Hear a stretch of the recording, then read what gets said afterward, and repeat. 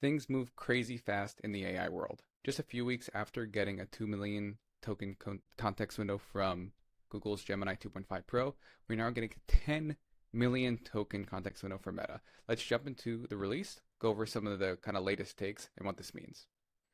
So we'll jump into the release paper here. So this is over the weekend, which is kind of unusual to begin with, but we're getting a couple of models here. So Behemoth, Maverick, and Scout. So at the highest level, 17 billion active parameters, 16 experts, 109 billion total parameters. So something to note is this is a mixture of experts model, so not a reasoning model, but we'll touch more on that later. Maverick, and this is the one that Scout supports a 10 million context length, which is crazy. Maverick, smaller context length, bigger model, and then Behemoth is, as it states, a huge 288 billion active parameters model, 2 trillion total parameters. So this is like the same size as like a model from OpenAI or Claude. And so coming down here, there's a bunch of stuff related to this, obviously being able to run locally since it's an open source model. We won't go too deep into that right now. On the Llama Arena, it's ranked second right now, score 1417, right behind Gemini 2.5 Pro. Let that load up, I believe. Is that still the same? Yeah, so a 20-point difference, which is noticeable. But for an open source model to be this high out of the gate is really impressive.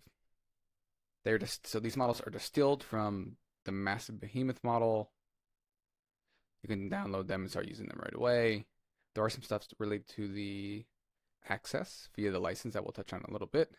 Let's scroll down to training. So as I mentioned, this is a mixture of experts model, which basically means there's a bunch of experts layered within the model that they call on. So attention is the prompt. It gets sent through. It gets routed to a specific expert, kind of like a layer in the neural net, and then it gets sent in an output. Generally, the way to think about it. I'm sure there's much more people who can go much more in depth than that. Post training.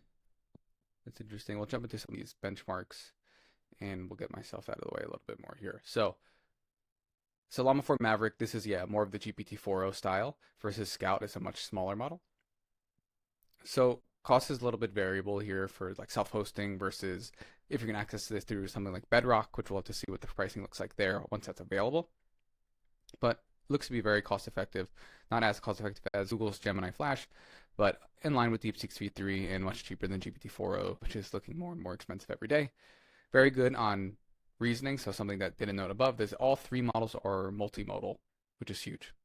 That's definitely like the area where we're going, where there's less specialized models and more models that can kind of handle almost anything, at least at the highest level. Live Code Bench does very well. MMLU is a classic reasoning and knowledge one, does very well there. Not quite as good as DeepSeek, but still very well. And then these long context tests, and these 2 models can't do it because these are over 128K of tokens being sent through. So it can only be tested on models that support that, like Gemini and Maverick.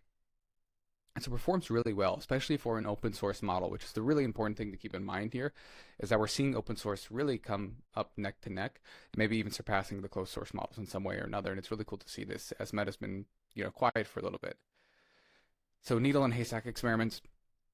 So Llama 4 Maverick up to 1 million. Blue means it was able to find that needle and haystack. White means it wasn't. So up until 500, it's perfect. Couple of spots here, and then very good afterwards. So these are kind of to be taken with a grain of salt, and we'll be running our own versions of these tests so I can have like a better sense of things. But look at Scout here, completely successful from 1K to 10 million, which is insane. I'm excited to actually test this out.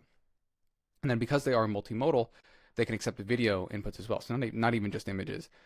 And up to 20 hours of video length, they're able to find needle in the haystack, whatever. This is like 95% success rate or something along the lines. We won't touch on that for now. So Llama 4 Scout, smaller models will be compared to smaller open source models like Gemma, and then other closed source models like Gemini 2.0 Flash Lite, which I think is actually really an awesome model. And so again, we're seeing really, really great performance. I mean, Gemini 2.0 Flash and Flash Lite are both really awesome models, and they're small and they're fast. And so to be at the same level is really impressive. And see a bunch of context window restrictions here with the other models. And so Behemoth is not available yet. They're still training it, which means it's going to continue to get better. And even at this point, it's performing really well on some really tough benchmarks and beating even Claude 3.7 Sonnet, which was just released pretty recently. And again, this is still training. How to actually eventually deploy this such a large model will be like something the open source community will have to tackle. Safeguards, all this fun stuff. That's great. So this is again, there's tons of great stuff in here. The benchmarks always look good, but we'll really see this once we get more time to kind of mess around with things. And so speaking of specific tests, one of the most popular ones is now from Flavio Adamo, who basically popularized this floating or rotating hexagon test. I ran my own version of this, and you'll see, so these are all relatively similar sized non-reasoning models, which is important to note. The Llama 4 models are not reasoning models, at least as of now. And doesn't do great. I'm sure you could find some other recordings where it does better, but still certainly lacking. It does better than some others, but certainly not as good as Gemini 2.5 Pro here. And then from, I'm going to butcher this, Rushab basically says there's a bunch of weird clauses in the model. So there's something along the lines, if you have 700 million monthly active users, you have to get a separate license directly from Meta.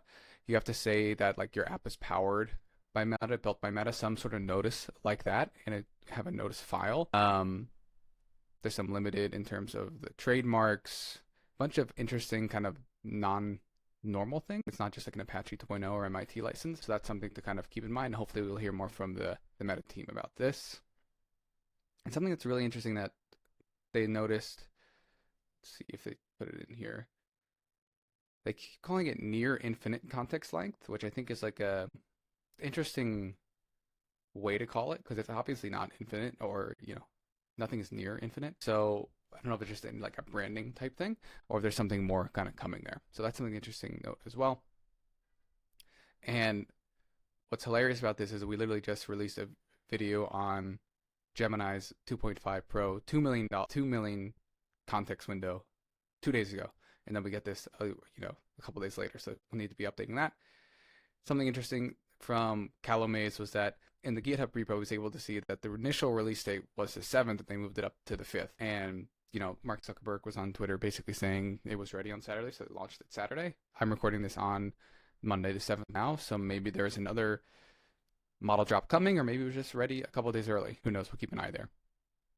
And then Artificial Analysis, who does a lot of good testing, kind of third-party testing, did a bunch of testing. I'll link to their thread below.